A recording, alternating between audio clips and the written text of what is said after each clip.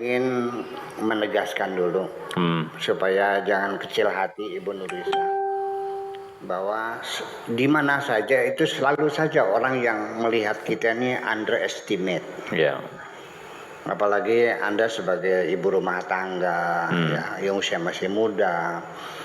Saya usia udah 73 tahun, merantau ke seluruh dunia 20 tahun lamanya, mengenal peradaban, berbagai macam peradaban. Ya kan gitu. Sampai selama di luar juga kalau ngimpi tuh pakai bahasa Arab ngimpinya saya. Saking lamanya, bukan saking pinternya. Tetapi ternyata sehari-hari di sini masih ada orang yang melihat saya dengan underestimate semacam. Ya bisa apa sih? Ya. Nah, hal yang semacam itu nggak usah diperhatikan, urusan apa, kenal juga enggak kok. Nah, dan banyak teman-teman kita juga melaporkan, Bu ya, si ini bilang begini-begini. Ya biarin aja, kenal juga enggak. Yang kenal juga enggak, orang mana saya nggak tahu. Itu tuh buya apa buaya katanya.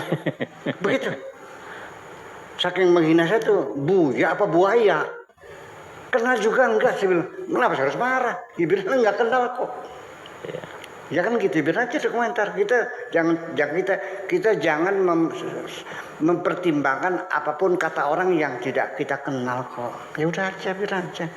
Itu bisa aja sama itu. Jadi jangan merasa kecil hati ketika diremehkan oleh orang. Tegarlah hatimu, percayalah semuanya itu. Ya. Yang semacam ini juga pernah dipesankan oleh Tuhan kepada Nabi Musa ketika diperintahkan untuk menghadap Firaun. Ngeper juga tuh Nabi Musa tuh, iya, meriang ya. Aduh, ini akhafu an yaktulani. Ya Tuhan, bisa dibunuh aku nih. Kayak apa Firaun, wibawanya bukan main. Ya, la takhaf inni ma'akum ma asma'u wa ara. Aku bersamamu. Saya kira selesai ketika Anda selalu bersama Tuhan. Enggak usah perhatikan, percaya dirilah. Ya, self confident itu perlu semacam itu. Apalagi perjalanan orang mencari kebenaran.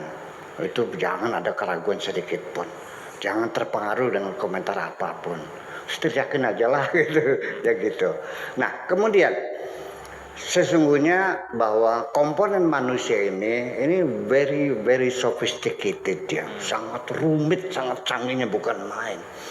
Coba komponennya kan kita tidak sendiri, ini ada banyak unsur, ada tanah, ada air, ada udara, ada api, ada dimensi ini, ada rasa, ada pikiran, ada angan-angan, ada imajinasi, ada sangat lengkap sekali.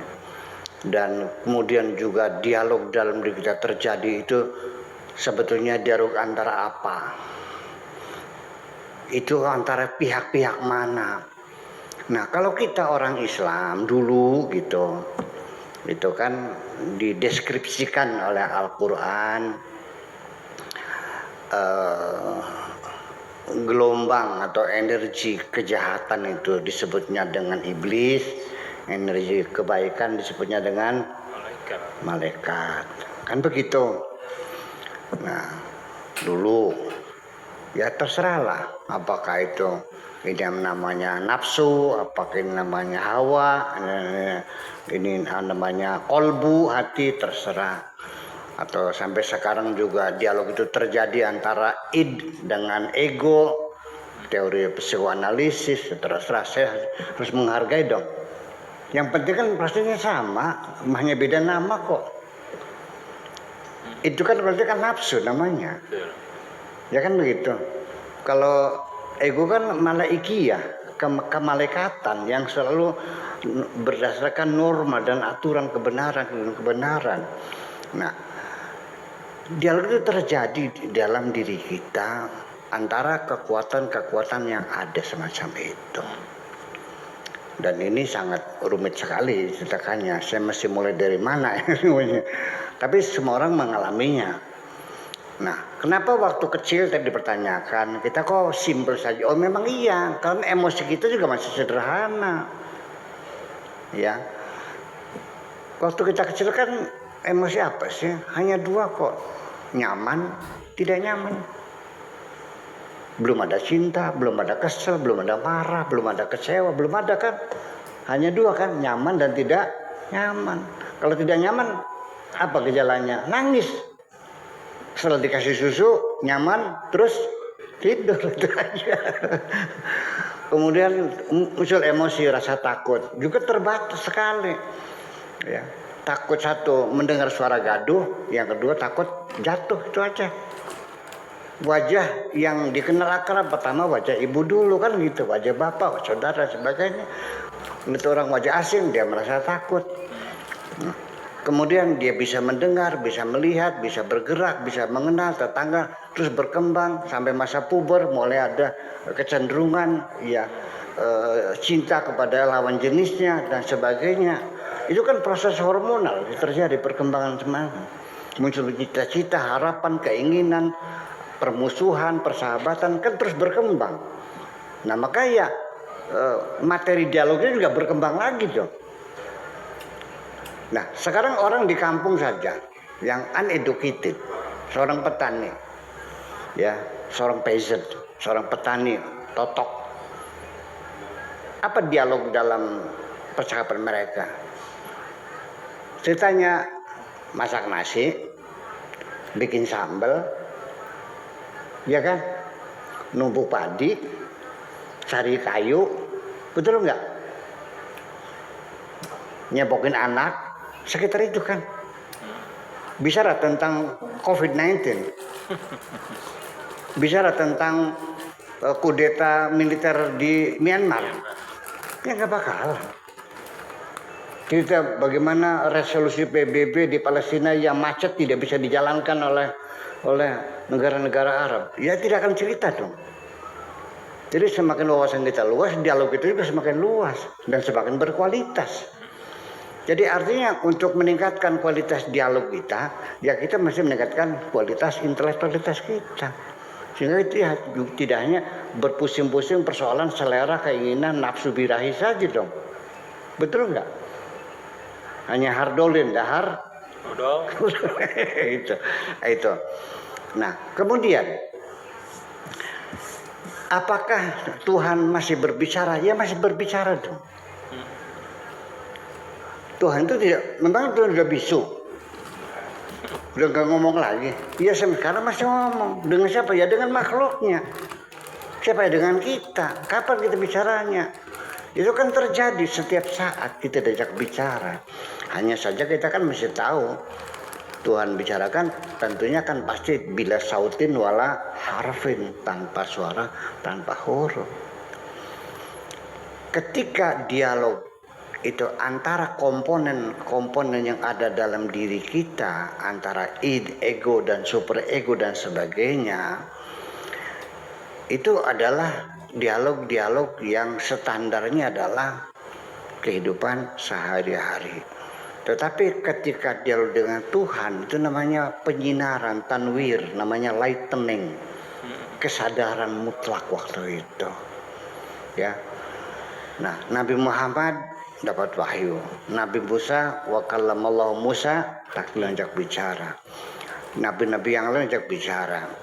Tetapi ketika di Al-Qur'an dikatakan wa auhayna ila ummi Musa anil qihfil yammi, dan ketika kami wahyukan kepada ibunya Musa supaya Musa itu dibuang ke sungai, ya.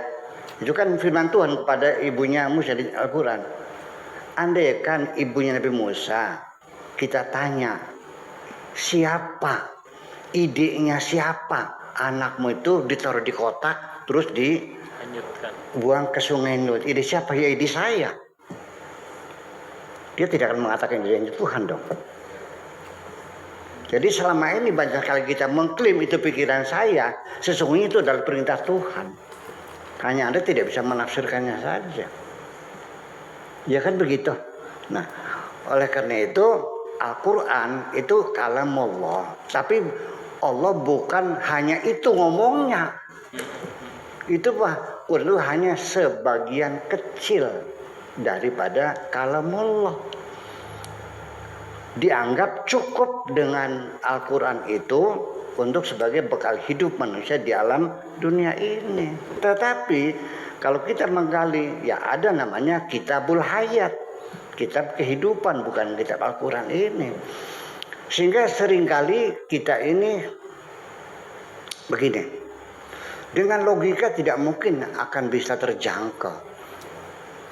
Kita mengetahui sesuatu yang belum terjadi.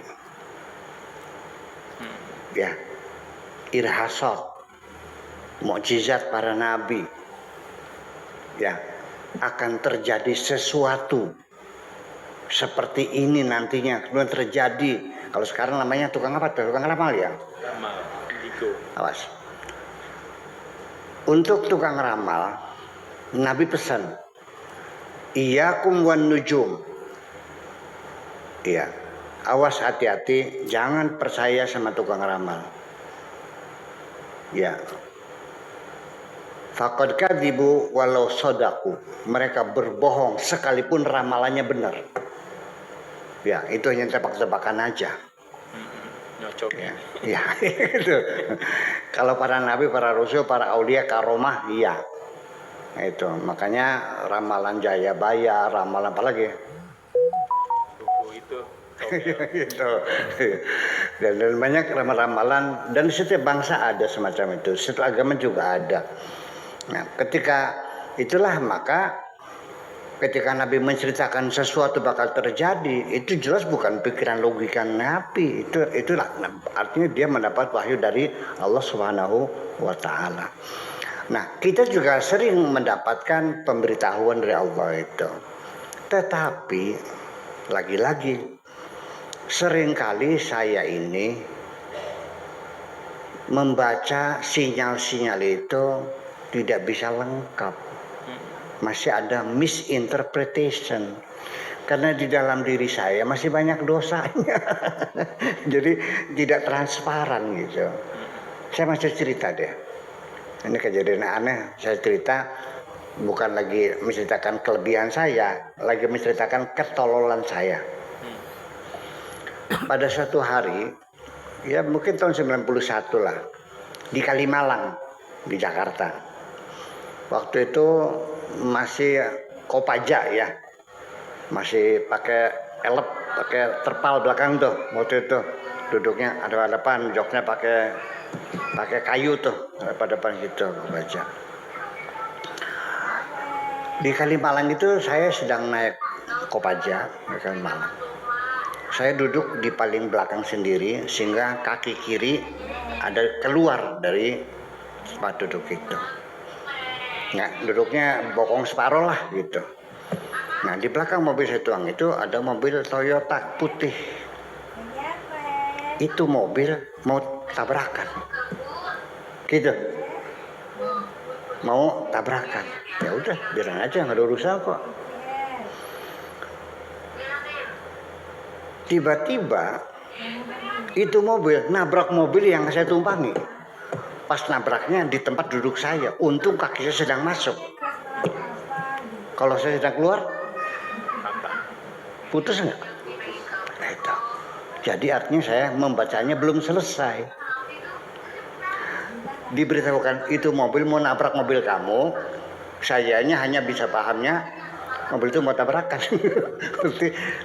Seperti banyak sekali kita dapat pemberitahuan tapi kita tidak bisa menerjemahkannya karena persoalannya hati kitanya lagi banyak kotoran sehingga kalau kaca itu burung gitu semacam itu. Makanya kalau kita ingin sering berdialog dengan Tuhan, ya kita harus cobalah jernihkan hati kita ini. Nah, bagaimana hati kita ini akan menjadi terang benderang kalau di dalam hati kita ini banyak gombal-gombal, banyak sampah-sampah. Ruangan ini isinya sampah, buku bekas, koran bekas, keranjang bekas, penuh semuanya. Mungkin nggak disinari? Enggak. Tetap aja. Jadi kalau Anda ingin transparan, ingin transandental, kosongkan hatimu. Jangan ada siapapun kecuali hanya Tuhanmu. Terima kasih.